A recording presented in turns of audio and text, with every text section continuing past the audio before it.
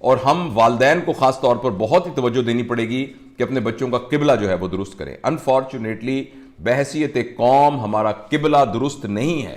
دیکھیے ہم بحیثیت مسلمان اس بات کو عمل کرنے کے مکلف ہیں کہ ہماری زندگی موت کے بعد ختم نہیں ہوگی, موت کے بعد ایک اور زندگی موجود ہے.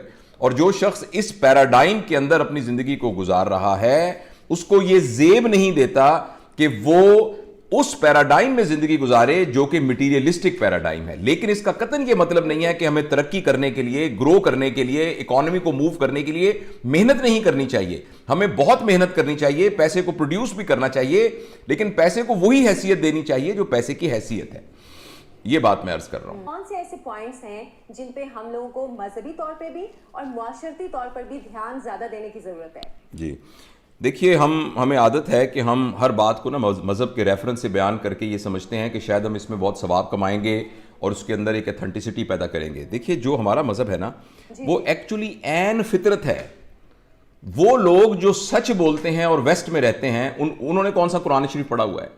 وہ لوگ جو لائن لگاتے ہیں اور ترتیب سے بیٹھے ہیں دنیا کے اندر اور کسی کو نقصان نہیں پہنچاتے, انہوں نے اس کو مذہبی حوالے سے تو نہیں سیکھا. اس لیے کہ مذہب کے اندر جو ہمیں اللہ پاک نے بتایا ہے وہ عین انسانی فطرت ہے. انسان کی فطرت میں سچ بولنا ہے, انسان کی فطرت کے اندر دوسرے کا خیال رکھنا ہے. ہماری بدقسمتی یہ ہے کہ ہمارے پاس وہ کمال کا نسخہ کیمیا موجود ہے, اس کے باوجود ہم اپنی فطرت سے ہٹ چکے ہیں. سچ بولنا, جھوٹ نہ بولنا, ایمانداری کرنا, کسی کو نقصان نہ پہنچانا, یہ انسانی فطرت ہے. اور اس انسانی فطرت کو ری انفورس کیا ہے ہمارے مذہبی بلیف سسٹم نے. لیکن ہماری بدقسمتی یہ ہے کہ ہم نے کاسمیٹیکلی اور ریچولسٹک ریلیجن کو تو اختیار کیا ہوا ہے بولنے کے لیے, لیکن جو اس کا ایسنس کو اس کو استعمال نہیں کیا.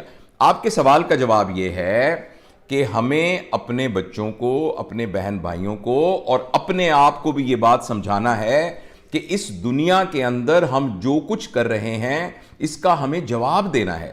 آپ دیکھیں جب نبی کریم صلی اللہ علیہ وسلم پر بعثت ہوئی اور ان کو اللہ کا نبی بنایا گیا, اس کے 8 سال تک پریڈومیننٹلی جو بات بتائی گئی ان میں سے بنیادی بات صرف یہ تھی کہ سب لوگ اس بات کا یقین کریں کہ ایک یوم الدین ہے, موت کے بعد ایک دن آنے والا ہے جس میں جو کچھ آپ کر رہے ہیں اس کا آپ کو جواب دینا پڑے گا. 8 سال تک یہی بنیادی بات سمجھائی گئی کیونکہ یہ ایسنس ہے.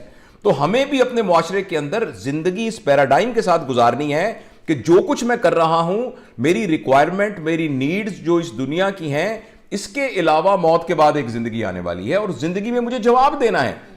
جی اگر ہم اپنے بچوں کے اندر اور اپنے اندر یہ والی ایسنس انکلکیٹ کر دیں کہ جو کچھ میں کر رہا ہوں اس کا مجھے جواب دینا پڑے گا, تو زندگی کے اندر ایک بہت ہی حسین قسم کا انقلاب آ جائے گا.